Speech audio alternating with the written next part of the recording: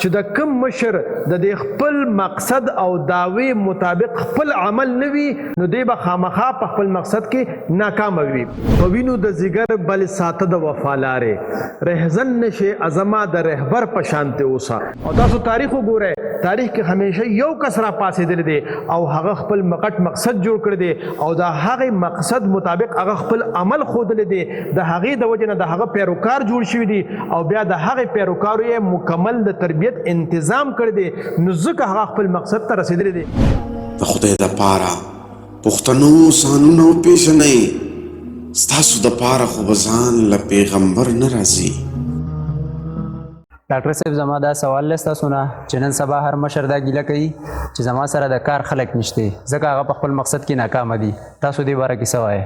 ډاکټر اعظم صاحب وایي په وینو د ځیګر بل ساته د وفا لارې رهزن نشي ازما د رهبر په شانته اوسه. زما خوږ بچي د مشرانو د ناکامو ډېرې وجې دي، خو یو وجه دا ده د کم مشر په ژوند کې چې غټ مقصد نه وي نو د هغه په ژوند کې به خامخا ناکامې وي. دویمه وجه دا ده چې د کم مشر د خپل مقصد او دعوی مطابق خپل عمل نه وي نو دی به خامخا په خپل مقصد کې ناکامه وي.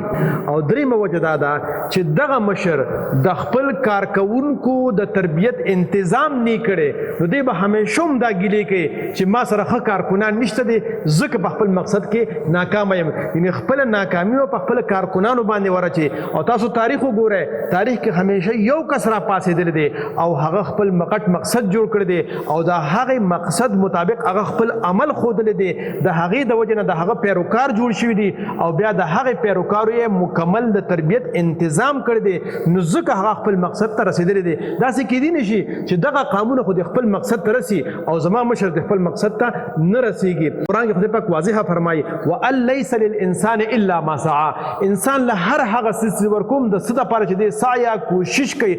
نو چې د نورو قامونو مشران دی د خپل مقصد د حاصلولو لپاره سایه کوشش کوي، هغې دې کامیابیږي او زما مشر دې ناکامه کېږي. معلومه دا خبره شوه چې یا په غټ مقصد کې کمی دي یا د غټ مقصد کې په عمل کولو کې کمی دي او یا دغه عمل لپاره خپل کارکوونکي د تربیت کې کمی دي.